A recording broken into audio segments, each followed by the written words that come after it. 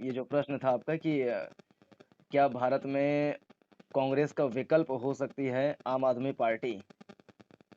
तो अभी कांग्रेस को देखें तो जैसे आज़ादी के बाद से ही 1951 का जो पहला आम चुनाव हुआ था, उसके बाद से लेकर के 1977 तक कांग्रेस की सरकार रही थी भारत में। लेकिन 1975 के जो आपातकाल लगा था, उसके बाद से श्रीमती इंदिरा गांधी का जो प्रसिद्धि था, उसमें कटौती देखने को मिली थी। तो पहली बार गैर कांग्रेसी सरकार बनी थी, जनता पार्टी की सरकार 1977 में।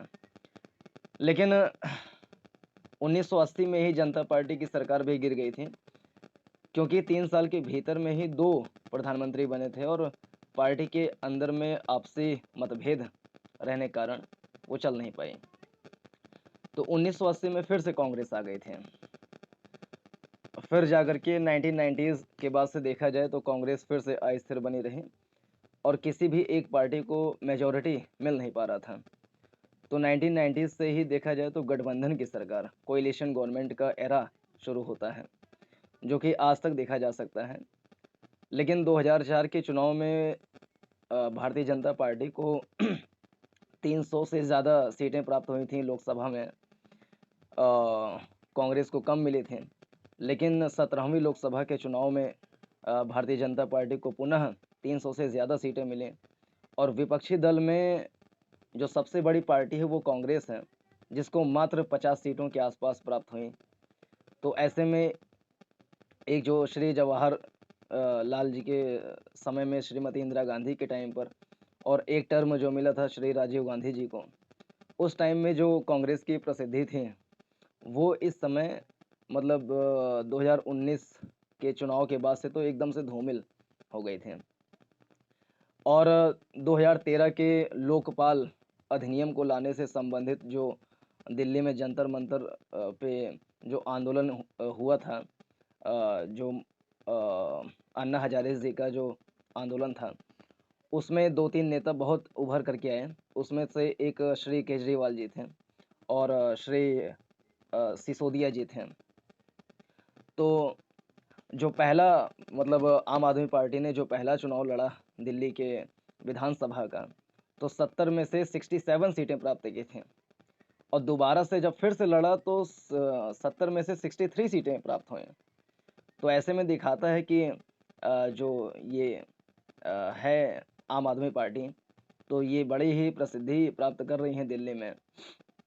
और दिल्ली के 2-4 लोगों से जो मेरी वार्तालाप कभी हुई, तो वो लोग बड़े खुश दिखते हैं झाड़ू मतलब आम आदमी की सरकार से।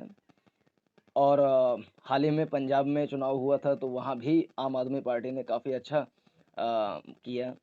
लेकिन गुजरात में गए तो वहाँ पर उनकी पॉपुलैरिटी अच्छी बनी नहीं, क्योंकि दिल्ली में जो उन्होंने बेसिक जो चीज़ें दी, जैसे शिक्षा, स्वास्थ्य और स्वच्छता, तो ये वहाँ की जनता ने अप्रिशिएट किया। और जो महिलाएं हैं और कुछ बुज़ुर्ग जन के लिए जो उन्होंने सुविधाएं दी, जैसे फ्री में मेट्रो में यात्रा कर सकें, फ्री में बस से यात्रा कर सकें, शुद्ध पेयजल प्राप्त हो सकें, बिजली की व्यवस्था हो सके, तो इन सब से दिल्ली की जनता बेहद खुश है और उनको 2 बार जिताई। लेकिन गुजरात की जनता इससे प्रसन्न नहीं थी। उन्होंने वहाँ भी जाके वायदा किया कि हम सुविधाएं देंगे, फ्री में चीज़ें बाँटेंगे, जिसको फ्रीबीज़ कल्चर, और श्री मोदी जी ने इसको रेवड़ी कल्चर कह करके संबोधित किया था। तो गुजरात की जनता ने आम आदमी पार्टी को नकार दिया वहाँ पर। अब रही बात विकल्प के रूप में क्या आम आदमी पार्टी हो सकती है, तो इसमें इस बात का विश्लेषण करना आवश्यक होगा कि क्या 2019 के बाद के लोकसभा के चुनाव के बाद भी अगर क्या कांग्रेस की स्थिति ऐसी है कि वो सचमुच प्रसिद्धि खो रही है।